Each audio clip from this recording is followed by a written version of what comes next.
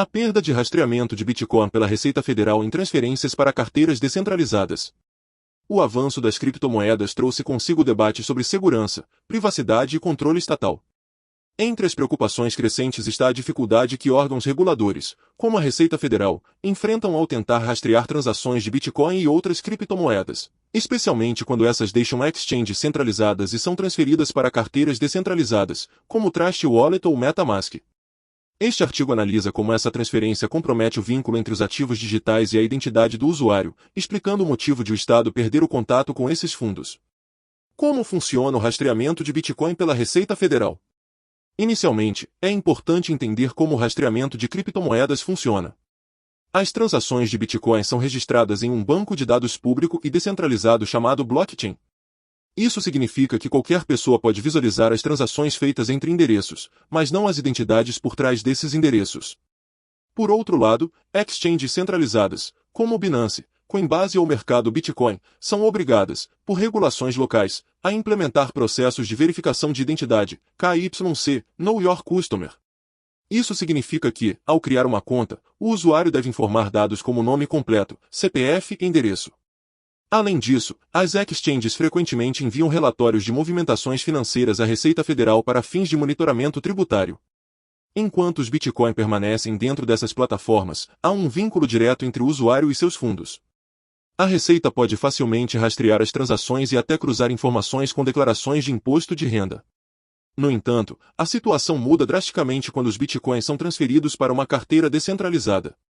O que acontece quando os Bitcoin vão para carteiras descentralizadas? Carteiras descentralizadas como Trust Wallet e MetaMask não possuem nenhuma relação direta com o Estado ou instituições financeiras. Elas funcionam de forma autônoma, permitindo que o usuário controle completamente seus ativos digitais. Características principais dessas carteiras incluem: 1. Ausência de KYC. Ao criar uma carteira, nenhuma informação pessoal é solicitada.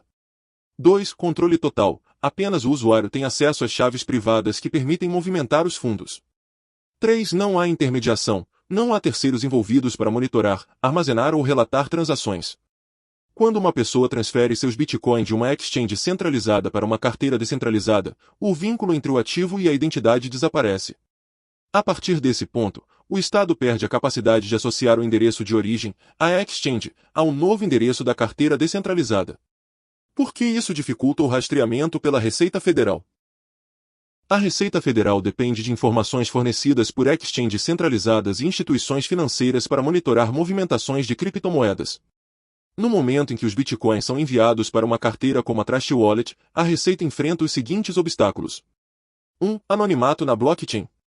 Embora as transações sejam públicas, a blockchain não registra identidades, apenas endereços alfanuméricos. Sem uma conexão entre esses endereços e dados pessoais, a Receita não consegue identificar o proprietário da carteira. 2. Falta de obrigações regulatórias.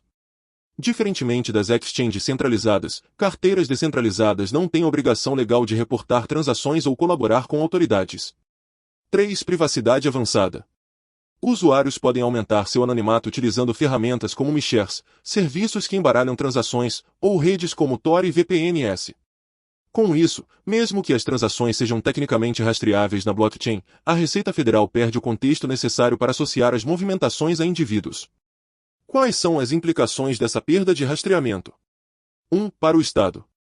Evasão fiscal. Usuários podem transferir criptomoedas para carteiras descentralizadas e não declarar os valores ao imposto de renda, dificultando a fiscalização.